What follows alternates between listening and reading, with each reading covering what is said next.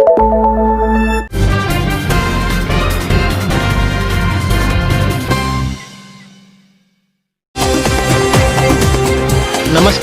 आप देख रहे हैं कोट न्यूज़ बुलेटिन।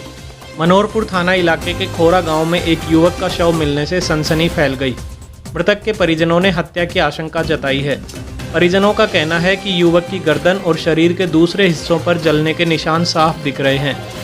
सूचना पर मनोहरपुर थाना पुलिस मौके पर पहुंची और जयपुर से एफएसएल टीम को भी बुलवाया गया। शुरुआती तफ्तीश में पुलिस ने बताया कि हालात संदिग्ध लग रहे हैं और सभी साक्ष्य जुटाए जा रहे हैं। मृतक की पहचान खोरा गांव के ही दशरथ योगी के रूप में हुई है।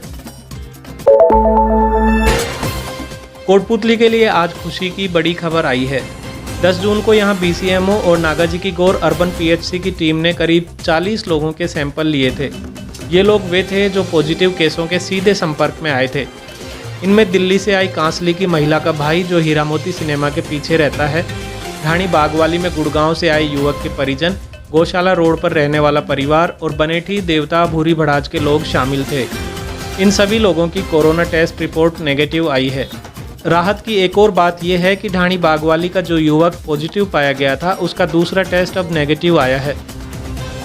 इसके बाद अब तीसरा टेस्ट कराया जाएगा और अगर वो भी नेगेटिव आता है तो उसे अस्पताल से होम क्वारंटाइन के लिए छुट्टी दे दी जाएगी। ये हमारे इलाके के लिए बहुत ही अच्छी खबर है। इस तरह कोटपुतली में जो कम्युनिटी ट्रांसमिशन की आशंका जताई जा रही थी वो फिलहाल के लिए खत्म हो गई है। हालांकि बीसीएमओ डॉक्टर रामनिवास यादव का कहना है कि ऐसा न समझें कि खतरा खत्म हो गया है। कोरोना के खिलाफ हमें लगातार सावधान रहना होगा। जयपुर ग्रामीण सांसद कर्नल राज्यवर्धन सिंह राठौड़ ने गहलोत सरकार पर राज्य में अराजकता के हालात बना देने का आरोप लगाया है। राठौड़ ने कहा कि बिना तैयारी और योजना के कभी राज्य की सीमाओं को बंद कर दिया जाता है और कभी खोल दिया जाता है। इससे जनता में अफरा तफरी मच गई है।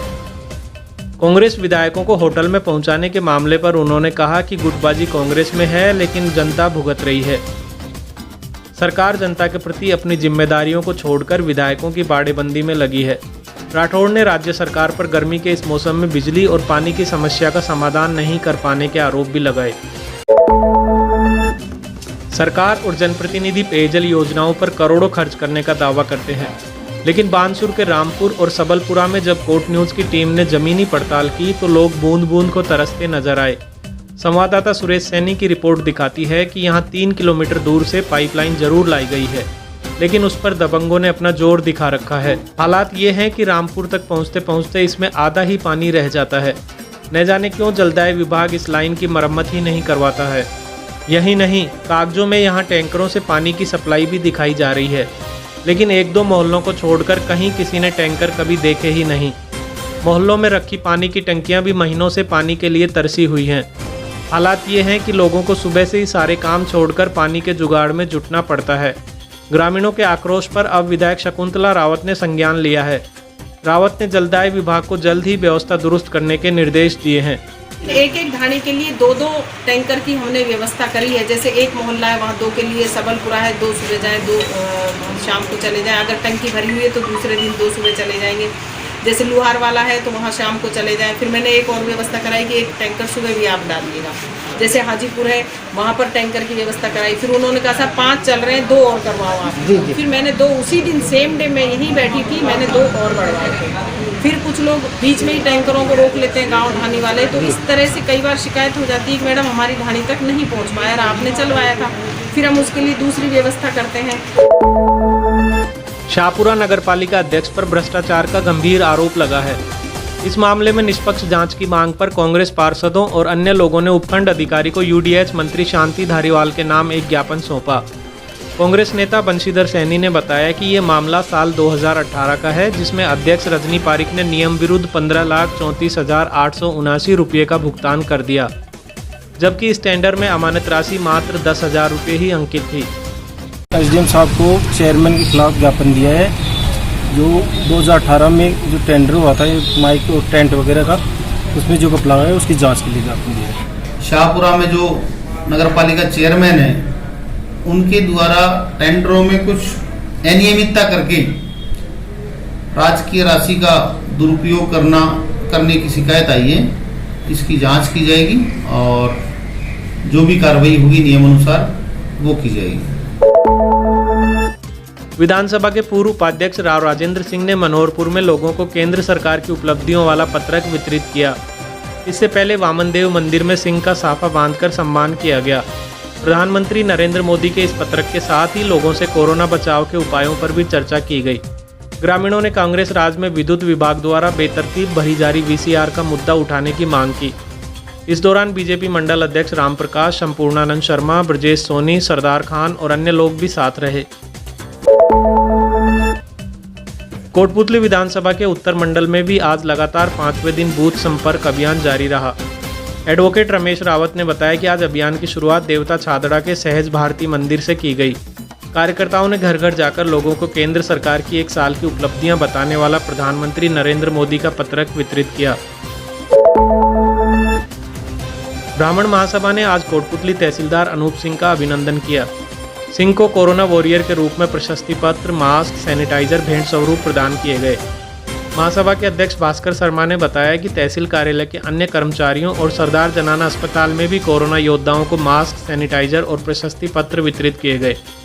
इस दौरान महामंत्री राजेश ढोडू, युवा मोर्चा के मोहित मुदगल, मीडिया प्रभारी राजकुमार शर्मा, प्रशांत शर्मा और अन्य विप्र बंधु मौजूद रहे। बानसूर में बीजेपी कार्यकर्ताओं ने स्वास्थ्य कर्मियों को N95 mask, 3 layer mask, sanitiser, दस्ताने और बाकी सामान उपलब्ध कराया है। हमारे सांसद जनरल राजवर्धन राठौड़ के द्वारा भेजे हुए N95 मास्क, ग्लव्स और अन्य सामान सैनिटाइज वगैरह DCMHO साहब को दिए हैं। ये डॉक्टर की सुरक्षा को सुनिश्चित करने के लिए और उसको और पुख्ता करने के काम आएंगे। कर्नल साहब का हम सब कार्यकर्ता बहुत बहुत आभार व्यक्त करते हैं। किशनपुरा में गुरुवार को किसान नेता राजेश पायलट की पुण्यतिथि मनाई गई। सामाजिक कार्यकर्ता धर्मपाल दायमा के नेतृत्व में ग्रामीणों ने पायलट के चित्र पर श्रद्धा सुमन अर्पित किए। इस मौके पर कांग्रेस नेता गोकुल मीणा, हंसराज गुर्जर, पूर्ण स्वामी, विजय शर्मा और अन्य लोगों ने राजेश पायलट के कामों को याद किया। लॉकडाउन और कोरोना महामारी के चलते पिछले 3 महीने से स्कूल बंद है। इस दौरान बच्चे अलग अलग तरीकों से अपनी प्रतिभा को सामने ला रहे हैं। दिल्ली पब्लिक वर्ल्ड स्कूल की 6ठी क्लास में पढ़ने वाला निलय बंसल बड़ा होकर न्यूज़ रिपोर्टर बनना चाहता है। इसकी एक वानगी उसने बाजार में कोरोना की रिपोर्टिंग करके दिखाई है। नमस्कार, मैं Nilay Bansal, free Bharat news channel से लाइव। जैसा कि आप सब जानते हैं, इस समय हम कोरोना वायरस जैसी जो घातक बीमारी से लड़ रहे हैं। इस वायरस ने भारत को काफ़ी प्रभावित किया है। इस वायरस से भारत में लगभग 2.5 लाख केस हो चुके हैं और ये बहुत अच्छी खबर है कि लगभग 1 लाख लोग ठीक हो चुके हैं। और ये बहुत दुखद खबर है कि कोरोना ने लगभग 7,000 लोगों की जान ले ली है। तो आज हम कोरोना की बीमारी की जानकारी लेने के लिए कोटपुतली के मुख्य बाजार आजाद चौक इंदिरा बाजार आए हैं। तो यहाँ पे आप देख सकते हैं कि यहाँ पे क्या प्रभाव पड़ा है कोरोना का। यहाँ पे कुछ दुकानें खुली हैं और कुछ दुकानें बंद हैं। तो चलिए यहाँ के ही कुछ लोगों से जानकारी लेते हैं कि उन पर कोरोना का क्या प्रभाव पड़ा है।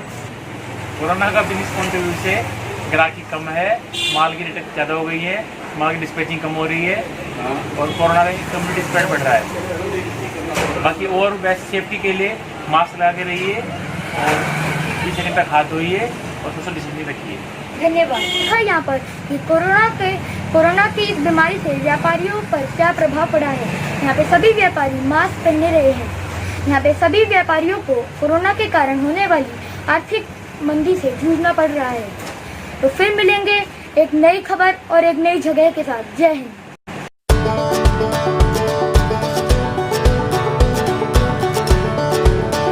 DPWS has left no stone unturned to bring to the doorstep of the learners an education cum extracurriculum package that would help them be future ready. DPWS provides world-class sports facilities like half Olympic-sized swimming pool, state-of-the-art badminton and basketball courts, skating rink. The school has GPRS fitted buses.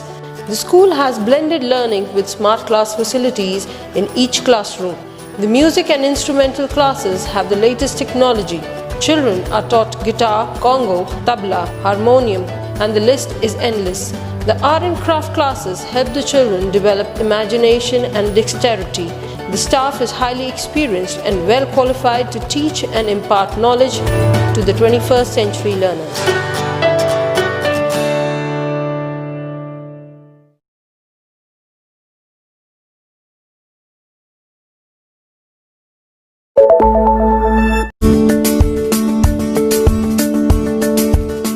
Acres campus, more than 1200 students, 150 plus teachers and staff, state-of-the-art classrooms, classroom coaching for NEET, JEE. My aim of life is to become a nuclear scientist. Activity room, I will join the army. art room, I want to be an artist. music room, I want to become a musician. modernized laboratories, dedicated cricket stadium and 4 practice pitches, fully air-conditioned girls and boys hostel, 23 buses for day scholars adjacent to NCR. We are the Rajasthan International School, Kotputli. Online admissions are open. Please visit www.therajasthanschool.edu.in. आप हमें Facebook पर देख रहे हैं तो please इस video को like करें और अगर यूट्यूब पर देख रहे हैं तो कोट न्यूज़ चैनल को सब्सक्राइब करके बगल वाली घंटी जरूर दबा दें। कोट न्यूज़ बुलेटिन में आज इतना ही। नमस्कार।